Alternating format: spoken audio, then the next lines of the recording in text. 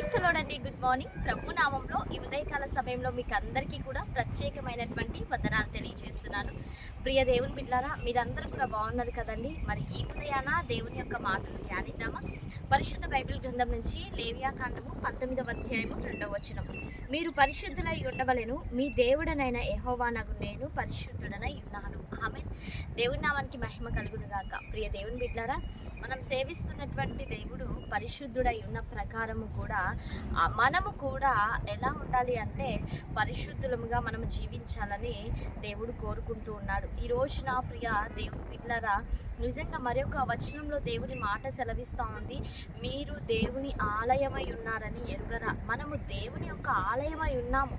దేవుడు మనలో నివసించాలి అని అంటే నిజంగా మన యొక్క హృదయాల్లో ఎటువంటి పాపము, ఎటువంటి కల్మషము, ఎటువంటి దోషము లేకుండా మనము చాలా పరిశుద్ధులముగా మనం ఎప్పుడైతే జీవిస్తామో అప్పుడు పరిశుద్ధ ఆత్మదేవుడు మనలో నివసించటానికి ఆయన ఇష్టపడేటువంటి దేవుడిగా ఉంటున్నాడు. ప్రియ దేవుని బిడ్డలారా, నేను పరిశుద్ధుడనై ఉన్నాను, మీరు కూడా పరిశుద్ధులై ఉండుడి అని దేవుని యొక్క వాక్యం సెలవిస్తూ ఉంది. ఆయన పిల్లలముగా ఉంటున్నటువంటి మనము పరిశుద్ధులముగా ఉండాలి అని ఆయన కోరుకుంటూ ఉన్నాడు. అయితే నిజంగా ఈ లోకంలో పాపము, కల్మషము అనేది చాలా ఎక్కువ అయిపోయింది. కానీ ఆ లోకంలో నుంచి యేసుక్రీస్తు ప్రభు మనల్ని ఏం చేశాడు అంటే వేరుపరిచి ఉంచి ఉన్నాడు.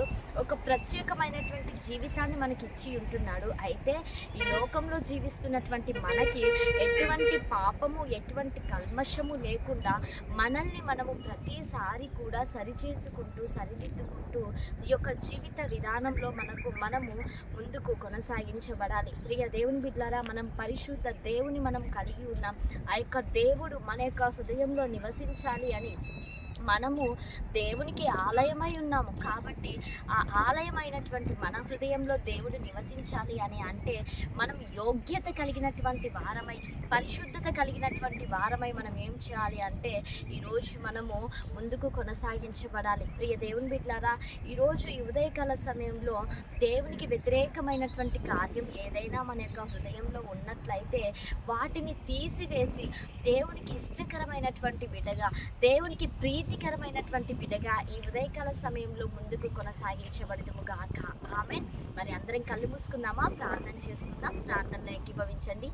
శాశ్వతమైన ప్రేమ చేత ప్రేమిస్తున్నటువంటి నా ప్రియ పరలోకపు తండ్రి, జీవము కలిగిన దేవా, జీవాధిపతి అయిన యేసయ్య, మీ ఘనమైన శ్రేయస్కరమైనటువంటి నామములకు వందనాలు, కృతజ్ఞతలు, స్తుతులు, స్తోత్రాలు తెలియజేస్తుంటున్నాం.